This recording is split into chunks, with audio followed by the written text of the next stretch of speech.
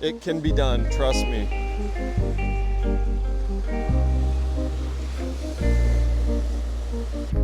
That really resonated with me. And then the dividend diplomat. Try to be a YouTuber and I get to work on this channel. And thank you guys for helping me make that. A friend of mine, the same mastermind who designed this hat for me, Jalen Kadai. Good morning, guys. Welcome back to another video. I wanted to start the video right here at the entrance of Playa 88 with a very quick safety and security update. This street here, we're on 5th Avenue, and this street here is 88th. And recently a friend of mine told me that the police told her not to go north of 88th for safety reasons. And the police wouldn't go into details as of why, but we're looking north here. And so I just wanted to bring that information to you guys. If you're thinking about moving down here, retiring here, you may want to look at 88th or south. You can still be in the Colosio neighborhood, but south of 88. And so that particular friend who brought me that information is down more in the 58th area, which is a little more poppin' and feels quite a bit safer, if we're being honest.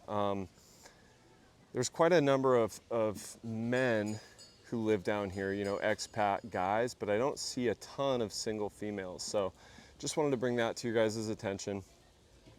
But the subject matter of today's video is a lot more exciting and encouraging than talking about just safety. So let's get right into it.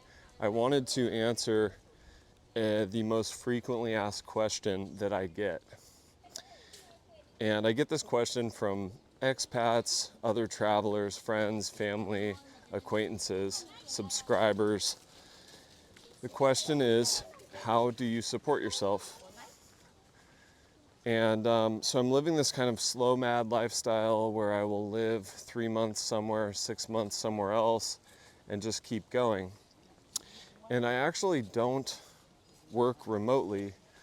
I'm actually retired. So I retired a little over a year ago, and I've had people say, well, you're too young to be retired. And I'm like, well, evidently not.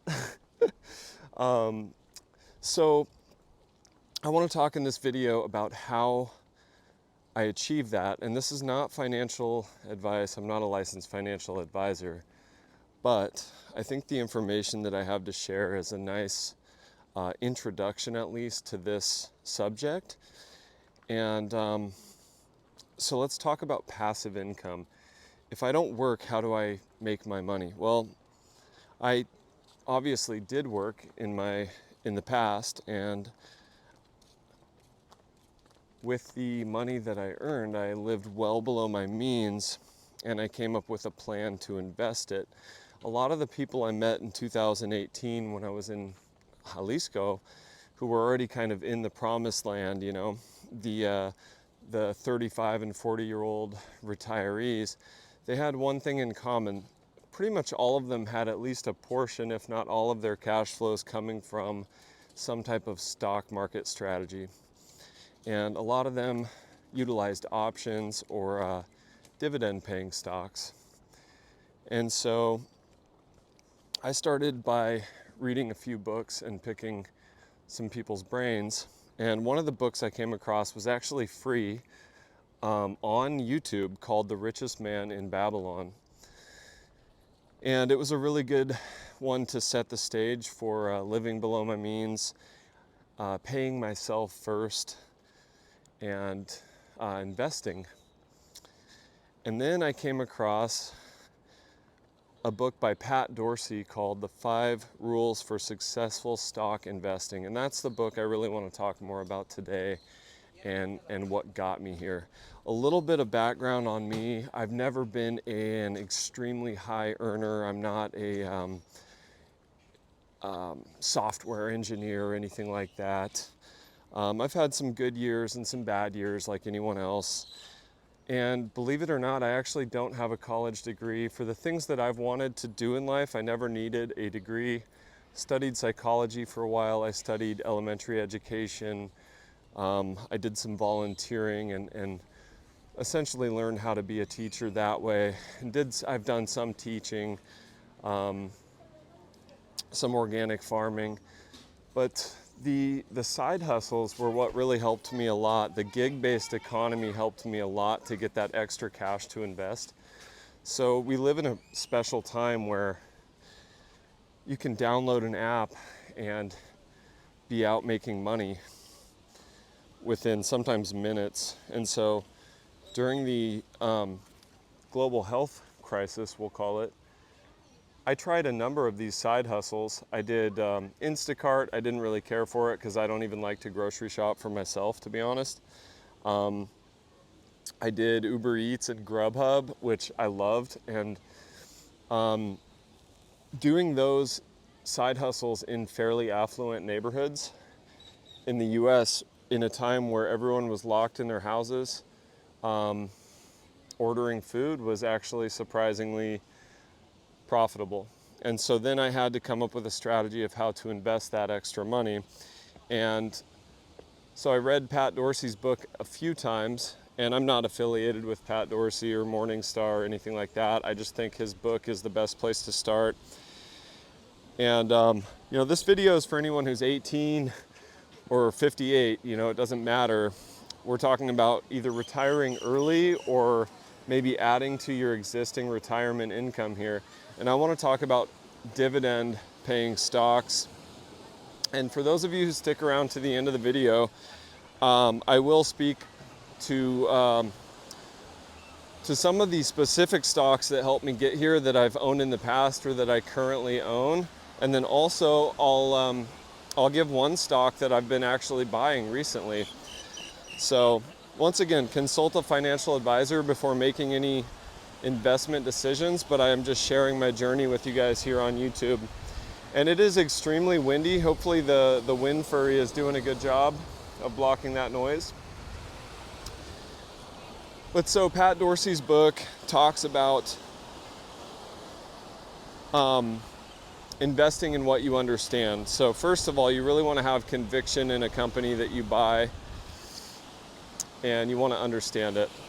So for me, that means rather than buying, microchip, semiconductor stocks, I actually focused more on consumer staples, things like snack foods, beverages, even toilet paper, right? Like Kimberly-Clark was a stock that I was buying during the health crisis.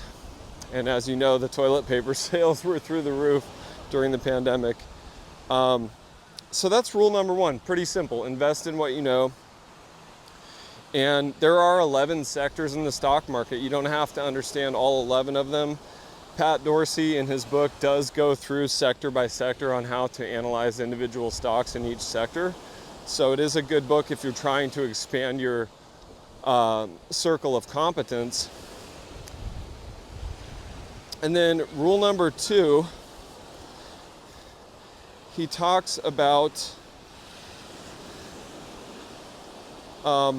buying with a margin of safety. So figuring out what a company is worth intrinsically and then paying 10, 20, or 30% less than that. And that protects you from any downside you may have if something happens with the company that negatively impacts their cash flows. You'll still be well covered. But also it improves the potential returns. I've had really good success with this strategy of basically buying a boring dividend paying company like PepsiCo or Campbell's, but making sure I underpay for it. And when it reverts to fair value or even gets up and over that fair value estimate that I have, sometimes I'm sitting on 30, 40% annualized returns. And a couple of stocks I did that with were, AbbVie, ABBV. They're a pharmaceutical play, but they also they bought Allergan, which is the parent company of Botox. And also Chevron. This may be controversial, big oil, but I don't see a world where we don't need big oil. During the health crisis, I was buying Chevron while a lot of people were purchasing, electric vehicle stocks or the next big thing, I was being a little bit of a contrarian there with my strategy. And I actually had 100% annualized returns on Chevron. Very short holding period of 12 months. And that's another side note, is qualified dividends and long-term gains are taxed very advantageously. So for me, at least, I hold my stocks at least 12 to 30 months typically. And I do focus on stocks mostly with qualified dividends. But then, so you may ask, if there's a successful company, why doesn't another company come in and try to take part of the market share and steal some of those earnings away? Well, they do try that. And that's rule number 3, brings us to rule number 3, buying companies with moats. So think about a castle with a moat around it. You want a company with at least a narrow moat, but preferably a wide moat. And those can be patents, barriers to entry, switching costs, intangible assets like brands. So with the brands, think like Coca-Cola, PepsiCo, Campbell's, you know what you're getting. Philip Morris even, people trust those brands, and they're not going to risk buying the off-brand. And even like companies like General Mills, if your kids want Lucky Charms and you bring home the off-brand, they might not even eat it, and then you have to go back and get the actual Lucky Charms, and then you've wasted X amount of dollars. So that's one example of intangible assets and brands. Switching costs could be something like a medical devices company like Medtronic, where a surgeon may be trained on a certain, spinal surgery device, and it would be extremely costly to retrain all the surgeons at the hospital on a different device. So that would be an example of switching costs. Technology companies a lot of times have those switching cost moats as well, companies like Cisco. And then barriers to entry, think like aerospace defense companies. It would be really difficult for someone to start some type of defense company in their garage and compete with Raytheon or Lockheed Martin for these multi-billion-dollar government contracts. So that's kind of an intro to the basic strategy, is buying, first of all, companies that pay you a portion of their cash flows, because that's ultimately what's going to pay your bills, is those dividends and distributions. But buy what you understand, and buy with a margin of safety, and buy companies with some type of durable, competitive, long-term competitive advantage known as a moat. So I'm not going to go through all 5 rules, but that's the first 3, and those are the 3 that I'm always going through in my own head. But if somebody told me at 10 years old that you could buy a piece of McDonald's or Starbucks or Home Depot, I would say, yeah, sign me up. How do I do that? Because essentially being part owner of those companies, they have to pay you a portion of their cash flows, and you don't have to do anything. It's completely passive. I don't know of really any other income sources that are that passive. And if you guys know of anything better than dividend-paying stocks, post in the comments below, please. I'd be interested to hear your thoughts on that. And if you find value in this content, please drop a like, subscribe. It means the world to me. But so yeah, if somebody told me that at 10 years old I could buy a small piece of McDonald's, I would absolutely go do my side hustles, passing out flyers for Domino's Pizza, selling Pokemon cards, whatever I could, so that I could become part owner of McDonald's. How cool is that? And that's just one example. I mean, maybe you like tractors and you really have this inside knowledge of heavy machinery and stuff. Maybe you want to be part owner of Caterpillar or Deere and Company, the John Deere tractors. These are all companies that pay dividends that you can buy partial ownership in. So that's how I got to where I am today. And I've mentioned a few specific stocks that got me there. Merck, AbbVie. Some of these are controversial companies, I know, Chevron, but they all pay dividends. And the nice thing about most of these companies that I've mentioned is they grow the dividend every single year. And so if the dividend growth rate is greater than, 3, 4, 5%, likely you're going to outpace inflation in the long term, and your purchasing power will stay intact. And so, so not only are these companies paying dividends, but they're boosting your dividend every year so that your income grows to outpace inflation. Bonds and certain other investments will not necessarily do that for you. So dividend growth companies are the way, in my opinion. And what's so great about retiring early anyway? Well, some people really love their careers and they're happy to work until they're 65. I totally respect that. But the thing to me that's so nice about retiring early is owning your time. Because now I get to try to be a YouTuber and I get to work on this channel.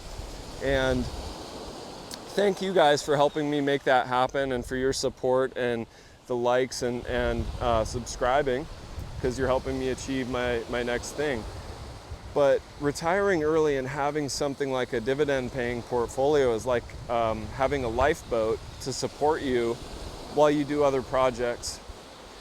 This is my group over here, the volleyball guys. I want to talk about real estate. So the real estate investment trusts were completely destroyed during the Great Financial Crisis because they're very sensitive to interest rates. But when interest rates started to come back down, hola hermano. When interest rates started to come back down, the real estate investment trusts outperformed the broader market. They outperformed all other sectors of the market for 3 straight years in a huge way. And so I've been buying 2 real estate investment trusts. One of them is Realty Income, ticker symbol O. And their major tenants are investment grade tenants like CVS, Home Depot, 7-Eleven. So, and they're on long-term 20, 30-year leases, triple net leases. So the business itself, the 7-Eleven, for example, or Home Depot, is responsible for paying taxes, maintenance, insurance, and there are built-in rent escalations. So the rents go up over time, and so the dividend goes up over time, about 4% annualized to be exact. And they've been growing that dividend every single quarter since inception, since the IPO in the 90s. So I really like that company where it is here at these valuations. I was buying it in October as well. There was a day where it dropped like 7%, and I bought quite a bit of it then. And they pay a monthly distribution. It's a non-qualified dividend, but it's okay, in my opinion, to have a couple of those in the portfolio. And it's yielding close to 6% right now. So you're getting a better yield than you would on a bond. And I think it's around 25 or 30% undervalued. So when it returns to fair value, I will be getting that upside on the stock as well. But while I'm patiently waiting, I'm collecting a monthly dividend. And the other one I recently bought, it's a new position in my portfolio, is Vici Properties. VICI is the ticker. Think Las Vegas Strip, mega, gaming experiential properties, Caesars Palace, the Venetian, MGM. So a very similar business model to Realty Income, except this company focuses on gaming properties on the Las Vegas Strip primarily. And they pay a similar starting dividend yield at these prices, close to 6%, 5.8%. And then the last one I bought recently was Bristol Myers Squibb. And I know the pharmaceutical sector can be a little bit controversial, but I think it's a wide moat company with a lot of upside and a very safe growing dividend. They've been growing that dividend around 7% annualized over the last 5 years. And so those are 3 companies, guys, right there that I've been buying Please consult a financial advisor before making any investment decisions. This is not financial advice. Thank you guys so much for checking in. If you like this kind of old school vlog style video and the finance retire early theme, please let me know in the comments and I will continue to elaborate on this subject. And I will see you guys in the next one. Thank you so much for stopping in. Thank you for the support. It means the world to me. Smash the like button, subscribe, it helps the channel grow. All right guys, Rope Monster out.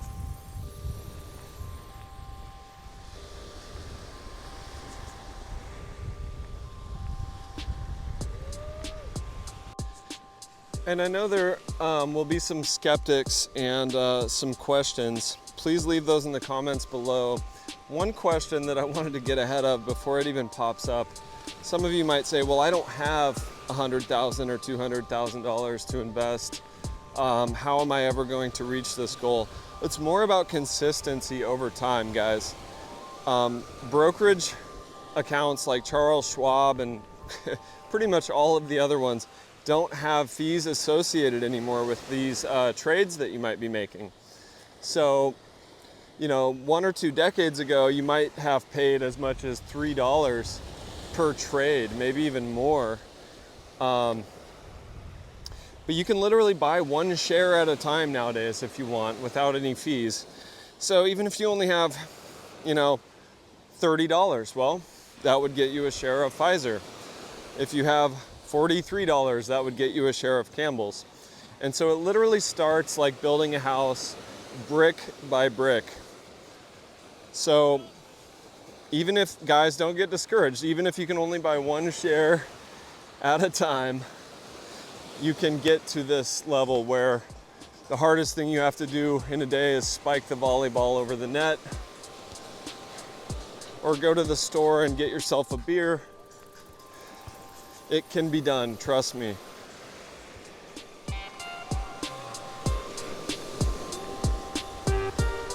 The music from today's video was from a good friend of mine, the same mastermind who designed this hat for me, Jalen Kadaya.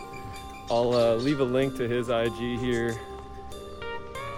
And I actually, on one of the tracks, was playing the Fender Stratocaster, the electric guitar part, but he mixed it and produced it. So thank you, Jalen.